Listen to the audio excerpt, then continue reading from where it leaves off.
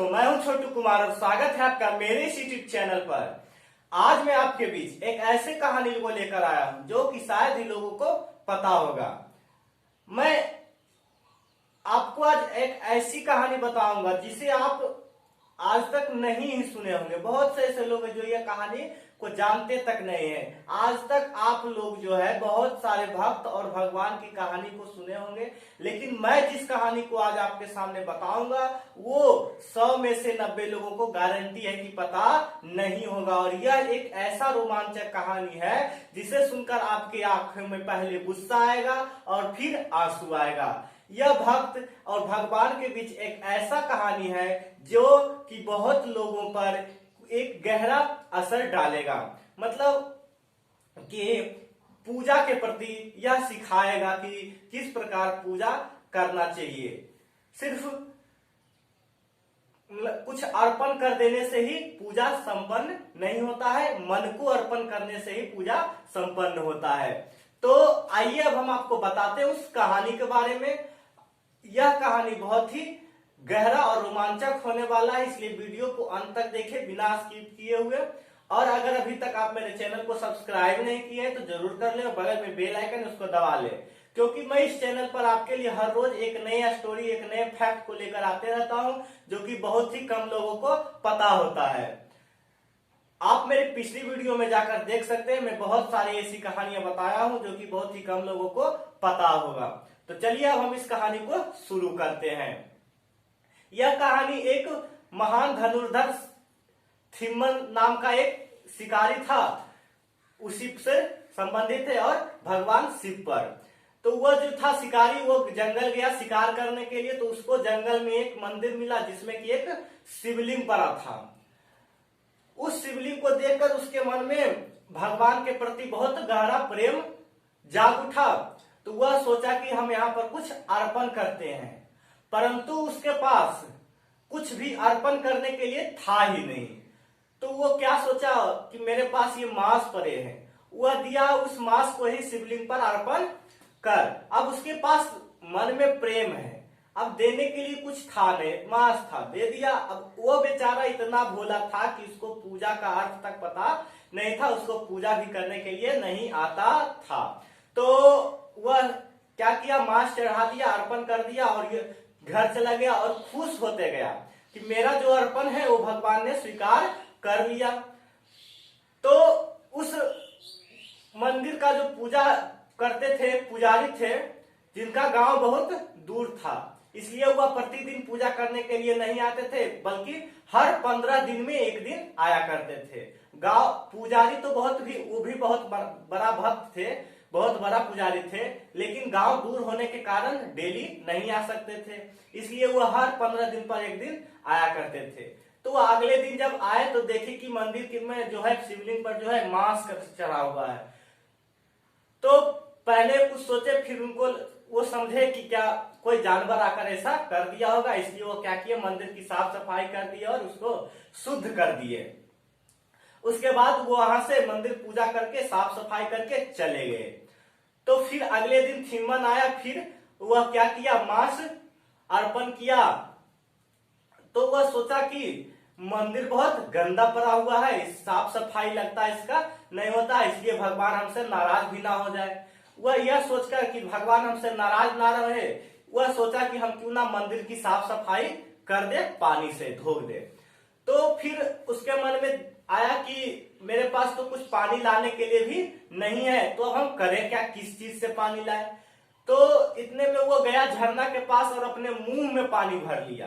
क्या चीज में कर लिया, पानी भर लिया अपने मुंह में, और मुंह में भरकर पानी लाता झरना के पास से और शिवलिंग पर आकर गिरा देता। और उसी प्रकार बहुत सारा पानी लाया और मुंह से और शिवलिंग पर गिरा दिया और पूरा शिवलिंग पर पानी पानी दे दिया, मतलब कि पूरा थूक दे दिया और पूरा शिवलिंग जो था पानी से भर गया। और अब वो मन में उसका था कि हम मंदिर साफ कर रहे हैं, लेकिन मंदिर तो वहां और भी क्या हो रहा है, गंदा हो रहा है। थूक से मंदिर साफ हो सकता है, बिल्कुल नहीं, लेकिन उसका मन में जो था प्रेम था भगवान के प्रति, तो वो जो है मंदिर साफ करके फिर मांस चढ़ा के चला गया।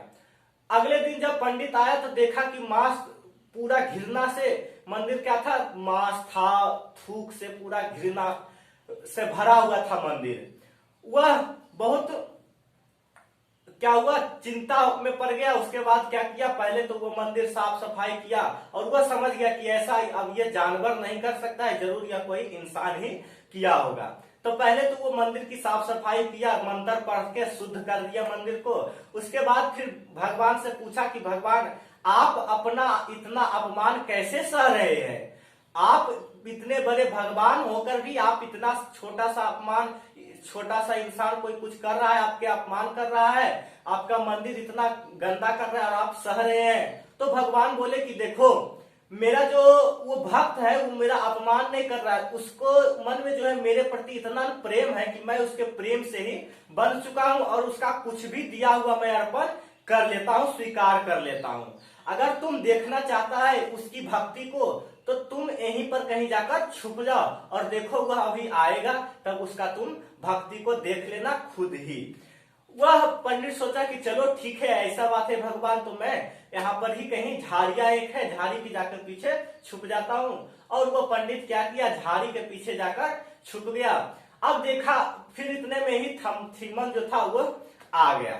तो थिमन देखा कि मंदिर से जो हम मांस चढ़ाए थे वो सब जिधर इधर उधर फेंका पड़ा है, हम जो मतलब कि साफ सफाई किए थे उस वो भी खत्म हुआ है। तो वह सोचा, उसके मन में आया कि लगता है भगवान हमसे नाराज है, भगवान मेरा जो अर्पण करते हैं हम वो स्वीकार नहीं कर रहे हैं, अब क्यों नाराज है हमको कुछ समझ नहीं आ रहा है। वह यह बात सोचते हुए मंदिर के शिवलिंग के नजदीक गया। तो शिवलिंग के जब नजदीक गया तो वह देखा कि भगवान का जो शिवलिंग है उसकी आंखों से, बाएं आंखों से रीस गिर रहा है। बाई आंख से क्या गिर रहा है, रीस, रक्त गिर रहा है। तो वह रक्त देखकर वह बहुत चौंक गया। अब वह सोचा कि भगवान की आंखों से रीस गिर रहा है, ये तो बहुत बड़ा प्रॉब्लम वाली बात है, बहुत दिक्कत है, क्यों ना इसको पहले हम ठीक कर देते हैं, भगवान शायद इसीलिए नाराज हैं। तो वह क्या किया, जड़ी बूटी लाया जंगल से और उसको जड़ी बूटी को अच्छे से बनाकर, क्योंकि पहले के जमाना में जो था जड़ी बूटी से ही कोई भी उपचार किया जाता था, तो वह उपचार किया, जड़ी बूटी बनाया और वह आंख पर लगा दिया। फिर भी क्या हुआ, रीस गिरना बंद नहीं हुआ। वह बेचारा और चौंक गया कि अभी तक रीस गिरना बंद नहीं हुआ, अब क्या किया जाए। तो वह सोचा कि क्यों ना हम भगवान को अपना ही आंख दे देते हैं। वह क्या किया, भगवान को अपना आंख देने के लिए ही निर्णय ले लिया कि अब हम अपना ही आंख, बायां आंख जो है दे देंगे भगवान को। तो चाकू निकाला और अपना बायां आंख निकालकर भगवान के जो बायां आंख में रीस गिर रहा था उसमें लगा दिया, सेट कर दिया। तो अब रीस जो था गिरना बंद हो गया, रीस जो गिर रहा था वो गिरना ही बंद हो गया। तो वह खुश हो गया। इतने में ही दूसरी आंख से भी, दाहिनी आंख से भी रीस गिरना चालू हो गया। बाई आंख से बंद हुआ तो दाहिनी आंख से गिरना चालू हो गया रीस। अब वह और चौंक गया कि अब क्या हुआ, अब दाहिनी आंख से गिर रहा है, अब क्या किया जाए। तो वह फिर निर्णय लिया कि अब हम दाहिनी आंख भी भगवान को दे देंगे। सुनिएगा, कहानी बहुत ही अब रोमांचक होने वाला है। अब आपको गुस्सा आएगा भक्त पर, हम आगे जो बोलेंगे। तो वह यह बात सोचकर क्या किया, भगवान को दाहिनी आंख भी दे देंगे। लेकिन जैसे वो चाकू निकाला, फिर सोचा कि अगर हम अपना दोनों आंख, एक आंख तो निकाल चुके हैं, दूसरी आंख जब निकालेंगे तो हमको खुद नहीं दिखेगा, तब हम पता कैसे करेंगे कि आंख जो है शिवलिंग में सेट हो रहा है और कि नहीं। यह सोच में पड़ गया। वो क्या किया, फिर अपने पैर का जो अंगूठा था, अपने पैर का अंगूठा था वह दिया शिवलिंग पर रख। शिवलिंग की आंख था जो उसके ऊपर रख दिया। अब क्यों रख दिया, ताकि उसको निशाना मिल जाए, ये आंख जो है सही जगह सेट हो रहा है। क्योंकि हम अपना आंख निकालेंगे फिर हमको दिखेगा नहीं, तो निशाना के लिए क्या किया, पहले वो अपना आंख जो पैर था उसका अंगूठा रख दिया शिवलिंग पर, ताकि निशाना पता चले। उसके बाद चाकू से अपना एक और आंख भी निकालकर उस पैर रखे हुए शिवलिंग पर, अपना पैर जो रखा हुआ था जहां पर निशाना पर, वहीं पर वह आंख भी लगा दिया, जिससे कि दोनों आंख भी सेट हो गया और वह दोनों आंख से अंधा हो गया। तो अब वह पंडित जो था वह देख रहा था, देख कर तो बहुत चौंक गया। असमंजस में पूरा है कि भाई कितना महान भक्त है, इतना महान भक्त तो बहुत मुश्किल से मिलता है। तो जब आंख सेट कर दिया तो भगवान शिव जो जी थे वो प्रसन्न हो गए, और प्रसन्न होकर उस थिम्मन जो था, धनुर्धारी शिकारी जो था, उसको दर्शन दिए, और दर्शन दिए तो उसका आंख भी जो था वापस हो गया, रोशनी भी आंख की आ गई। उस दिन से उसका नाम जो था पड़ गया कनप्पा नैनार। उस थिम्मन का नाम जो बदल के रख दिए भगवान शिव जी जो थे, उसका नाम रख दिए कनप्पा नैनार। अब अगर आप कनप्पा नैनार के बारे में जानना चाहते हैं तो हम बता देते हैं कि कनप्पा नैनार का मतलब होता है, कनप्पा का मतलब होता है शिव की भक्ति करने वाला, और नैनार का मतलब होता है आंख अर्पण करने वाला। कनप्पा नैनार याद रखिएगा कि कनप्पा नैनार का मतलब होता है शिव की भक्ति करने वाला, और नैनार का मतलब होता है नेत्र अर्पण, आंख अर्पण करने वाला। तो आशा है, उम्मीद है आपको यह स्टोरी बहुत ही पसंद आई होगी। अगर आपको यह स्टोरी अच्छा लगा है तो गुड या बैड लिखकर हमको कमेंट में बताएं, और जय भोले बाबा भी जरूर लिख दे। मिलते हैं अगली स्टोरी में फिर से कुछ नए, कुछ अलग अंदाज में। तब तक के लिए वीडियो अच्छी लगी तो लाइक जरूर कर दें, और चैनल को ज्यादा से ज्यादा शेयर भी करें। धन्यवाद।